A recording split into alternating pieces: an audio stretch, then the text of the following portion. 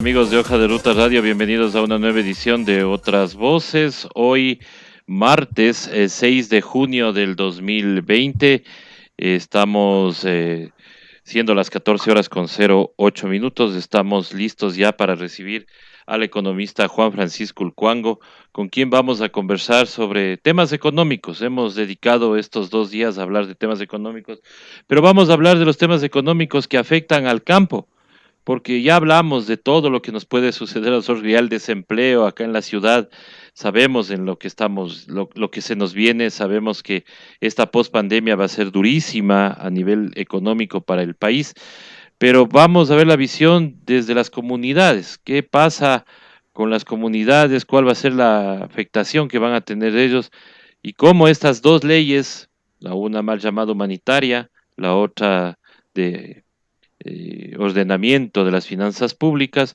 afecta a las comunidades y al campo.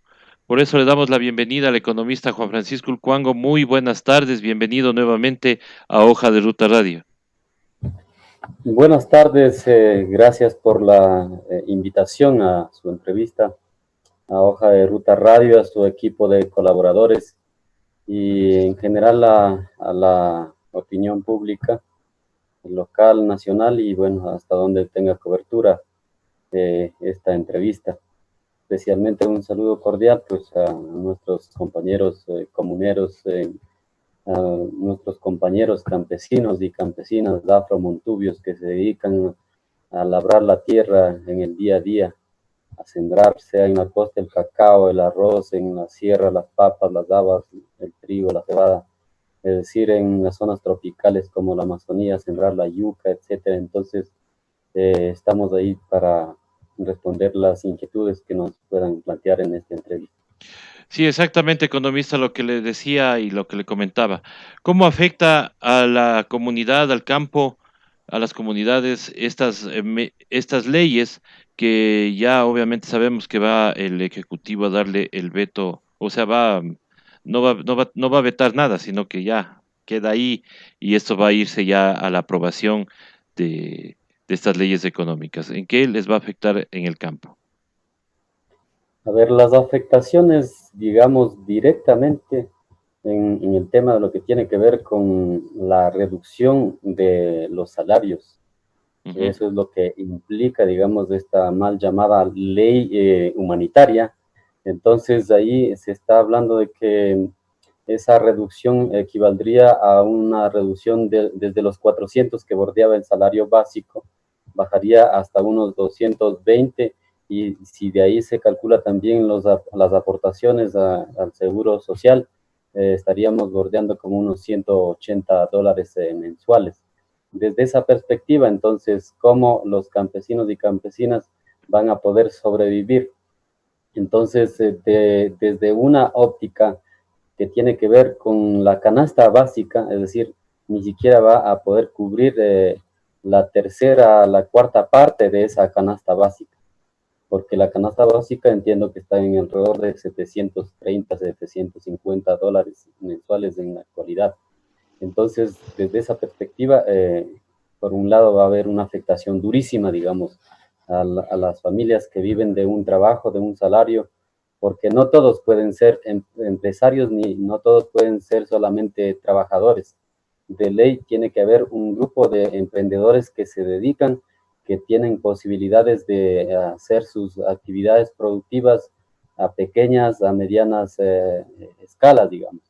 Entonces ahí se requiere la contratación de mano de obra, la contratación de jornaleros sea para la preparación de los suelos, para la preparación de lo que tiene que ver con las semillas, para la transportación de las semillas, etcétera. Entonces, aquí el tema asociado también a esta mal llamada ley humanitaria es el tema también de la de los combustibles. Es decir, ahorita ha reducido, digamos, el precio del diésel hasta $1, porque digamos que tenemos ahorita el precio del petróleo internacional, el Western Intermediate o Texas WTI. Entonces, sabemos que está en este momento, digamos, alrededor de $30, $40 que hemos estado revisando. Entonces, pero en el momento en que vuelva a subir esos precios a los niveles, digamos, de post pandemia, vamos a tener una afectación durísima. Es decir, ahí vamos a tener el alza del precio del diésel, significa también el alza del precio de la transportación de los productos, de los insumos pecuarios, agropecuarios, de las semillas que necesitan trasladarse, de los propios productos que necesitan trasladarse desde el campo hacia desde los campos hacia las respectivas ciudades, los mercados, a las localidades donde se, digamos, acopian para el consumo masivo por parte de los ciudadanos y ciudadanas. Entonces, una afectación va a ser grandísima y gravísima y, y esto va a estar conectado con el tema del sistema monetario y financiero del país, porque esta situación se conecta con múltiples aristas de la vida social, económica y política del país. El estallido social que se viene anunciando, digamos, por algunos activistas sociales y políticos, eso puede darse incluso antes de octubre, mucho antes, ¿ya? Entonces, es una cuestión de que vaya, digamos, liberándose incluso este tema yo le llamo la cortina de humo de los grandes eh, cleptómanos imperialistas, es decir, lanzaron la cortina de humo del coronavirus para mantenernos encerrados, para mantenernos en zozobra, confinados, para no poder salir a manifestarnos en las calles como lo hicimos en octubre. Entonces, mientras tanto, ellos están aplicando, es decir, las tácticas de, de socavar, de vulnerar, de atropellar los derechos constitucionales establecidos en el caso ecuatoriano de la Carta Magna del 2008, donde es una constitución que es, digamos, no regresiva en derechos, más bien progresiva en derechos. El artículo 11, numeral 2 al 8, me parece que es directamente el que, digamos, salvaguarda los derechos de los ciudadanos y ciudadanas. Cualquier derecho que vaya en contra de esos principios constitucionales, de esas normas constitucionales, es regresiva de derechos y por tanto es inconstitucional. Claro, Sin embargo, totalmente. eso mismo es lo que están haciendo. Claro, totalmente. Y eso es lo que hemos advertido, ¿no?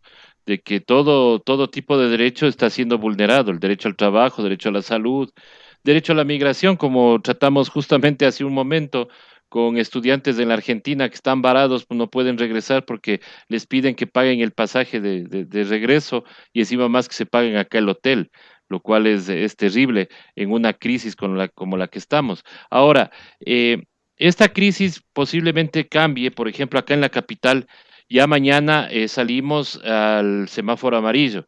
Es una salida obviamente con control y ya la responsabilidad viene a cada uno de los ciudadanos. Pero, ¿qué va a pasar? Justo usted habla de un estallido social. Las comunidades obviamente saben y están conscientes de que esta supuesta cortina de bajar los precios de los combustibles porque está bajo el precio del petróleo, pero estamos viendo que está en alza. Nosotros ahora estamos ya pasando justamente diariamente el precio del petróleo. Ha subido en unos $3, está subiendo, no hemos visto baja. Ahorita está en 35.24, entonces va a seguir subiendo y cuando suba obviamente va a afectar a los combustibles, va a afectar a los productos del campo que obviamente tendrán que venir a otros precios. Y ahí posiblemente con la liberación también de las importaciones y viendo que hay inclusive hasta acuerdos para que la importación de productos, de verduras, de frutas vengan, esto va obviamente a acabar con la agricultura en el país. A ver, digamos que este tema de la entrada incluso ilegal de productos, en el caso de la zona norte del Ecuador, por ejemplo, entra la papa, muchas veces la papa que entra de Colombia por el tema de que ellos tienen moneda nacional, pueden hacer devaluaciones. De hecho, en los últimos meses Colombia había devaluado bastante, digamos, estábamos 2.800, 3.200, pasaron a 3.700, es decir, por unidad monetaria, que en este caso ecuatoriano es el dólar, la moneda de curso legal. Entonces, por esa vía se logra, digamos, el gobierno colombiano logra una competitividad desde el punto de vista de evaluar su moneda, el peso. Entonces, en ese sentido, la papa de Colombia entra barato, baratísima. claro. El costo de producción solamente aquí en el Ecuador, el costo promedio, dependiendo, digamos, del nivel de tecnificación, va desde los 2.800, 3.000 hasta los 7.000 con las tecnologías que puedan implementar en cada unidad productiva agropecuaria. Entonces, solo el costo, si estamos hablando de unos 3.000 a 5.000, entonces muchas veces no llega a cubrir el costo de producción de un saco de papa o de un costal de, de 100 libras, digamos. Entonces, que cuesta, digamos, en producir alrededor de $8, muchas veces de Colombia entra a $3, a $4. En esta misma crisis llegó a venderse, digamos, de mis compañeros campesinos y algunos incluso parientes que conozco, tuvieron que vender en $3. Entonces, pero eso fue más bien una situación de desequilibrio desde el punto de vista de que la información, más bien no desequilibrio, la asimetría de la información. Los campesinos estaban desinformados con el tema de los precios porque se cerraron con el toque de queda del 29 de febrero, me parece que fue. Entonces se cerraron, digamos, los mecanismos de entrada de los productos al mercado mayorista. Entonces era difícil trasladarse los productos y se acumularon los productos, no solamente la papa, la haba y otros legumbres incluso. Entonces se acumularon y empezaron a irse dañando. Entonces tenían que tratar de salir de esos productos. Entonces esos productos prácticamente se vendieron por debajo del costo de producción y algunos se perdieron. Entonces esas afectaciones se han dado en el pasado, se vuelven a dar en estos tiempos, y con el tema de la mal llamada ley de apoyo humanitario, que es más bien ley de salvataje empresarial, porque están salvando a las empresas, especialmente a las grandes. No estoy en contra de las micro, pequeñas y medianas empresas, que a la final no son las que se benefician de grandes y cuantiosas incluso remisiones, multas y recargos de intereses adeudados al servicio de rentas internas. Entonces, aparte de la elusión tributaria, etcétera. Pero en realidad, digamos que esas afectaciones son más, digamos, enfocadas a las pequeñas empresas, incluso a las pequeñas, digamos, industrias. Entonces, desde esa perspectiva vamos a tener, cuando ya nos liberen incluso, digamos, al semáforo amarillo o incluso al verde, se dice, listo, ya estamos libres para poder salir, para poder ir a trabajar. ¿Y dónde vamos a trabajar? Esa va Exacto. a ser la gran pregunta, porque el desempleo, digamos, el desempleo comúnmente conocido, el desempleo formal, digamos, ¿ya? El desempleo abierto, estaba cubriendo cerca del 37% el empleo formal. Luego, diferenciándole, estamos hablando de 63% que iba entre desempleo, que estaba, de acuerdo a cifras del Instituto Nacional de Estadísticas y Censos, INEC, de este año, hablaba entre 5%. El 5% de la población económicamente activa, que bordea alrededor de 8 millones de ecuatorianos que están dentro de la población de la TEA. Entonces estamos hablando 5 por 8, 40, estaban hablando solamente de 400.000 desempleados supuestamente. Pero de ahí viene el subempleo y de ahí viene la informalidad. Entonces estamos hablando de 6 por 8, 48, cerca de 5 millones de personas que están en el subempleo, en la informalidad y sumándole el otro 5% en el subempleo. Digamos. Entonces, la cuestión va a ser gravísima, la cuestión va a ser de supervivencia, de tenacidad de los campesinos, de buscarse las formas de reinventarse, digamos, de esta supervivencia. Porque incluso el traslado de los productos que acá tenemos, yo, por esta situación, incluso voy a decir algo que ha sido como una profecía de eh, uno de los patriarcas que se parecen en el país, especialmente en Guayaquil. que nos dijo en octubre, pues, cuando íbamos a tomarnos Guayaquil, porque el señor de Carondelet había rodado o había volado más bien hacia Guayaquil a esconderse detrás de las faldas de las élites Ya está guayaquileñas. allá otra vez. Entonces, ya ve, imagínense. Entonces, ¿qué es lo que dijo el patriarca? Que ni vengan por allá, mejor quédense en el páramo, que se regresen al páramo. Entonces, tal parece que el Señor ha sido un profeta, que con esto del desempleo es obvio, mucha gente hemos regresado al campo, ya hemos regresado al campo y eso significa también los riesgos de la contaminación en el campo, ¿ya? Entonces, con esos riesgos, sin embargo, mientras se mantenga, digamos, las reglas básicas de supervivencia con este virus invisible, con esta cortina de humo invisible que nos tiene en zozobra. Entonces, mientras nosotros sepamos manejar, pues podemos seguir sobreviviendo, pero tenemos que ir madurando esa posibilidad de que no nos fallen como en octubre nos fallaron. Y eso no saben reconocer. Eso es importante. En octubre nos fallaron las cúpulas dirigenciales del movimiento indígena y de los sindicalistas. Es decir, la CONAIE, la cúpula de nuestra gran CONAIE, formada por de nuestras taitas y de nuestras mamas, de nuestros ancestros, como solemos decir, esa CONAIE, esa cúpula dirigencial nos traicionaron en octubre. Hay que empezar reconociendo por ahí, cuando se trata de hacer una coalición de fuerzas progresistas en el país, reconocer los errores. Dialogaron durante dos y medio años y las consecuencias fueron: primero, la consulta del 7 veces sí, que dijeron que va a haber más empleo, va a haber mejores condiciones para el acceso a los créditos productivos, va a haber mejores condiciones económicas del país, el país iba a recuperar, iban también a mandar a la cárcel a los delincuentes que se robaron la plata del país, dijeron todo eso y mandaron preso, pero no tienen ni una sola prueba y no han recuperado ni un solo centavo, y ha sido una cortina de humo, otra cortina de humo. Es decir, los delincuentes planetarios tienen su cortina de humo que se llama coronavirus.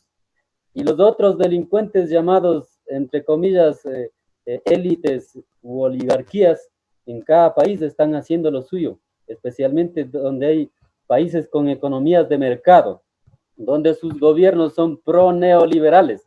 Entonces ahí están haciendo su agosto, atropellando los derechos, legislando muchas de las veces vía decreto, etcétera. Entonces estamos en una situación en la que tiene que el pueblo levantarse de esa, digamos, inconsciencia de habernos desgobernado durante ya, ahora estamos hablando de 3 años, y de habernos mentido con esa consulta inconstitucional del 7 veces sí, que nos ofrecieron toda mejoría. Después vino lo que tiene que ver con la condonación de las deudas que estaban, digamos, en atrasos hacia el servicio de rentas internas. 4.500 millones de dólares se habla, pero hay cálculos del Observatorio de la Dolarización que habla incluso de 6.700 millones de dólares, porque había una doble contabilidad. Y si calculamos sobre esa base, incluso hay un 15% adicional que les correspondería por redistribución de utilidades a los trabajadores en alrededor de 1.000 millones de dólares. Eso bajo esos cálculos, digamos, estimados.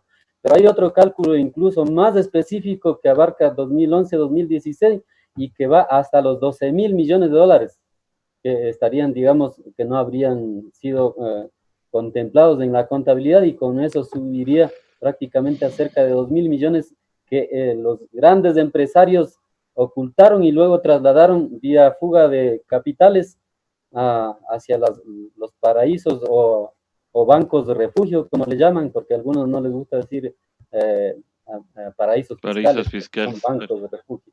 Entonces, imagínense, toda esa olla está cocinándose, esa olla de tanta traición, de tanto robo, de tanto saqueo, de tanto atraco al esfuerzo y al sudor de los campesinos y campesinas de este país.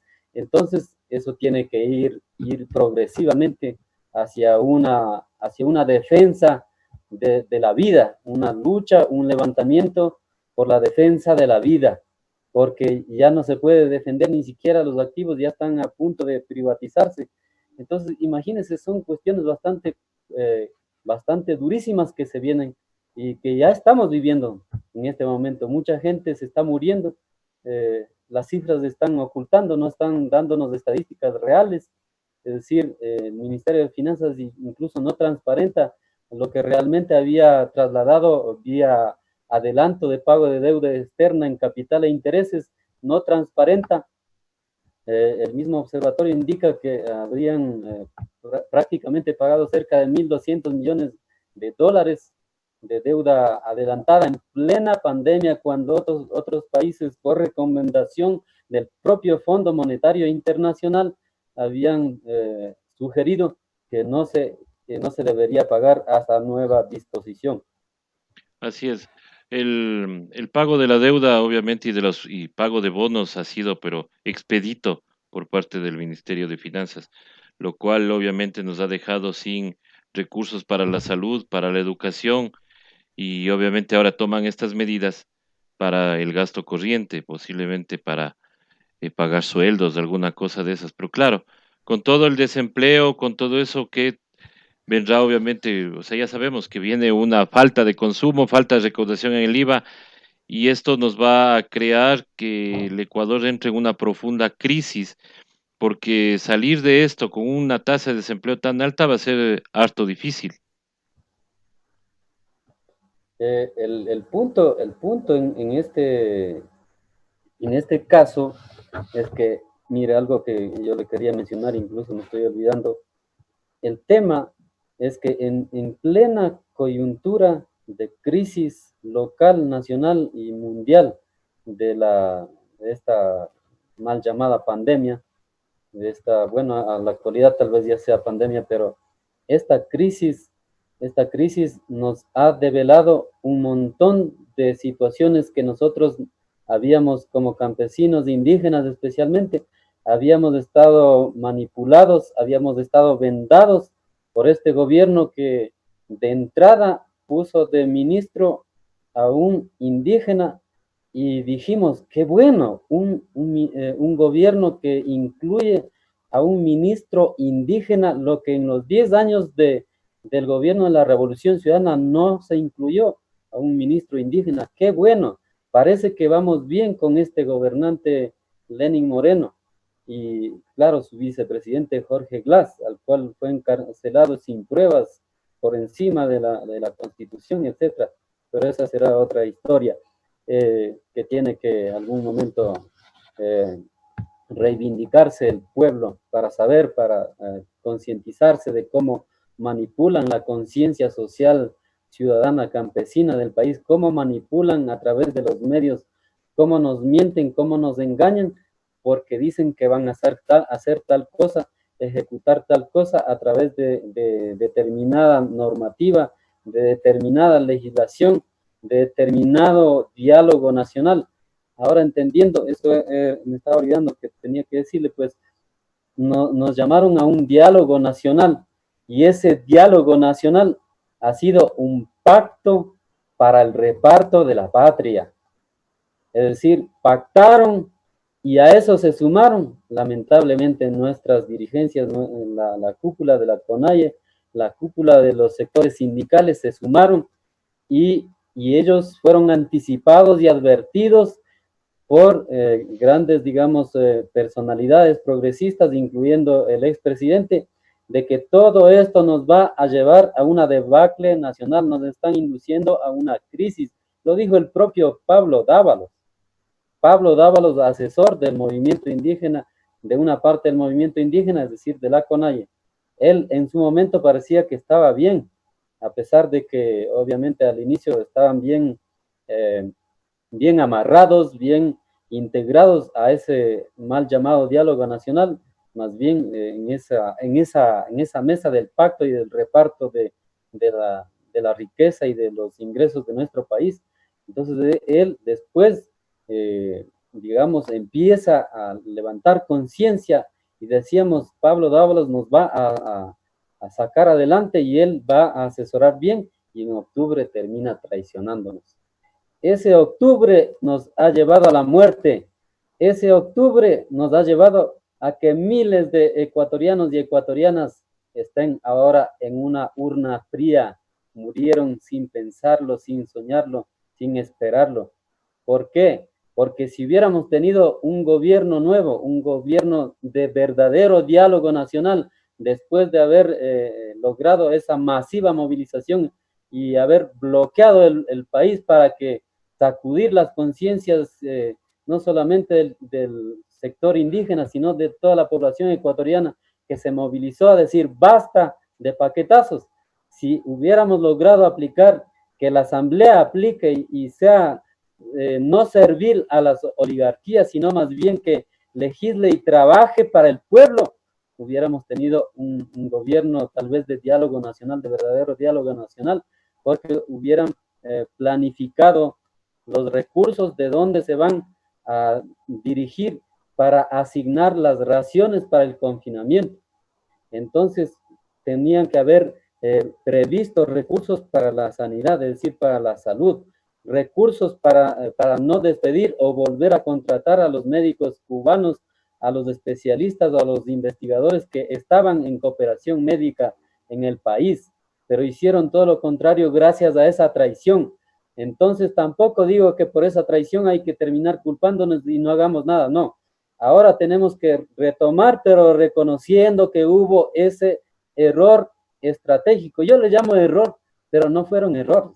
Lamentablemente fueron intereses personales de ciertas élites y cúpulas dirigenciales indígenas y sindicales que nos llevaron a esta situación en la que se encuentra sumido el Ecuador, el país entero se encuentra en una situación que parece no tener todavía, digamos, no avisorarse caminos para poder salir hacia adelante. Pero tenemos que ir, como dije, retomando fuerzas desde cada rincón de la patria para recuperar el tiempo perdido, estos 3 años de saqueo,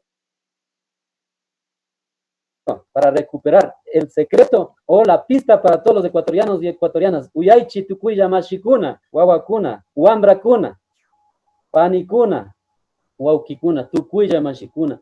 Oirán jóvenes, oirán señoritas, oirán compañeros, compañeras, mujeres y hombres de bien de esta patria. Ya sabemos por quienes no debemos votar ni un solo voto a esos que nos llevaron a la traición, a esos que nos llevaron al pacto y al reparto de la patria, a esos que nos dijeron 7 veces sí, 0 votos en las urnas. Por eso digo, en nombre de nuestro pueblo que prácticamente por miles se nos adelantaron a las urnas frías, a la tumba donde están, en nombre de esas voces silenciadas, tenemos que votar en contra de todas esas oligarquías nefastas que han atracado el país y a toda esa gente que también manipulándonos a nuestros campesinos hicieron que vote 7 veces sí. Esos no tienen que volver a gobernar este país, pero esa gente en cambio que es progresista, esa gente que siente en su corazón, en su pensamiento y en su alma el interés social, debe estar por arriba, es decir, que piense por el país, por el pueblo. Entonces ellos sí, bienvenidos a un nuevo Ecuador, a un nuevo Ecuador reconfortado, un Ecuador con mejores energías, con nuevas energías. Entonces tenemos que organizarnos en ese sentido. Yo quería decir eso porque están ya hablando de coaliciones, están hablando de unirse las izquierdas, las verdaderas izquierdas o la gente progresista, pero siempre que empecemos reconociendo esos intereses personales o esos errores estratégicos, porque algún líder mundial decía, se puede cometer un error coyuntural, operativo, de tipo táctico, pero jamás se puede cometer un error de tipo estratégico. Un error de tipo estratégico es la que nos tiene aquí el Ecuador en bancarrota, quebrados y sumidos en la miseria y en la pobreza. Porque óigase bien, los delincuentes de arriba roban por vicio y por avaricia. La delincuencia de abajo, en cambio, roban porque necesitan comer, no tienen empleo, están en la pobreza, están en la miseria. No estoy justificando la delincuencia de ninguno de los dos bandos, es decir, ni los delincuentes que se roban por miles de millones, que se roban países enteros, no estoy justificando ni a ellos ni a los pobres que tendrán que sobrevivir y robarse un pan para llevar a la mesa de sus hijos. ¿Ya? No estoy justificando, pero los delincuentes de arriba generan delincuencia abajo, los de arriba por vicio y avaricia, los de abajo por supervivencia. Los de abajo deberían ser héroes de sí mismos porque están tratando de sobrevivir, pero los de arriba, en cambio, son, digamos, manipulados por la prensa y le llaman, es un arte el que se atrevió a robarse miles de millones. Es que lo hicieron con leyes inteligentes, lo llaman. Mientras que el pobre sale en televisión tras las rejas, el policía lo detuvo en acto de flagrancia, prácticamente lo capturó con las manos en la masa. ¿Y por qué no capturan a esos banqueros que se roban la plata a todo un país? A esos ministros delincuentes, no voy a decir nombres porque pueden cortarnos la señal incluso, pero a esos ministros delincuentes de todo el planeta que diseñan estrategias para explotar a los trabajadores y trabajadoras del mundo, a esos deberían mandarles a la cárcel, pero no, los pobres sí tienen cárcel y los ricos no, los ricos tienen otra cosa, tienen premios. ¿Esos premios qué se llaman? Se llaman Miami, Florida, es decir, tienen ya listas sus mansiones, listas a dónde huir cuando ya terminen sus periodos de saqueo, de desgobierno. Muy, muy claro el mensaje, estimado economista Ulcuango, claro el mensaje y obviamente también clara la posición que usted expresa. Sí, efectivamente es las calles lo único que nos llama y es la única solución que tenemos, pues no contamos con una asamblea que vea por los destinos del pueblo, sino por los amarres y los arreglos. Está clarísimo. Entonces, muy bien ese llamado. Le felicito a la juventud que sepa abrir los ojos y que vea quiénes fueron los que les traicionaron y quiénes se mantuvieron en la posición de ayuda al pueblo. Economista, muchísimas gracias por este espacio, muchísimas gracias por haber estado con nosotros nuevamente. Le esperamos en futuras ocasiones aquí en Hoja de Ruta. Le dejo con el mensaje final hacia su pueblo.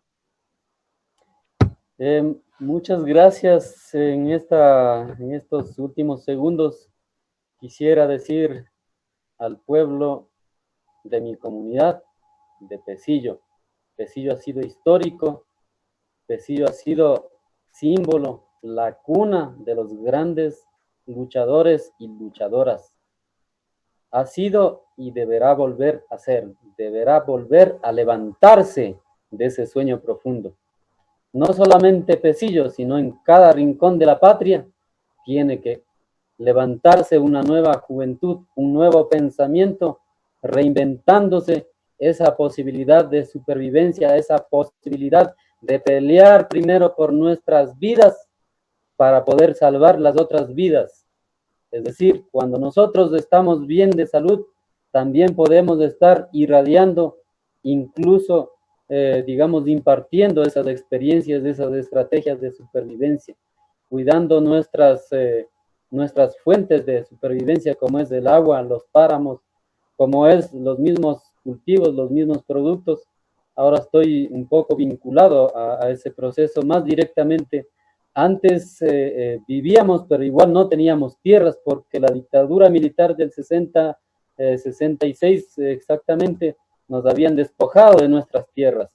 En el 70 incluso nos habían despojado de nuestras casas, nos habían sacudido como un terremoto los militares que entraron con sus botas sanguinarias a atropellar a cada dirigente, a cada líder indígena, a cada, digamos, cabecilla de esos tiempos, como era uno de ellos, era el profesor segundo Neptali Urcuango Ayala. Entonces, de esa forma yo quisiera habrán oportunidades, habrá tiempo para conversar en otros espacios, en otros momentos. En este caso, solamente decirle a nuestro Ecuador, y si es el caso, al mundo entero. Nosotros estamos aquí en esta tierra y debemos vivir como hermanos en la posibilidad de compartir, en la posibilidad de buscar complementariedad, en la posibilidad de que cambiemos este sistema caduco llamado sistema económico de mercado.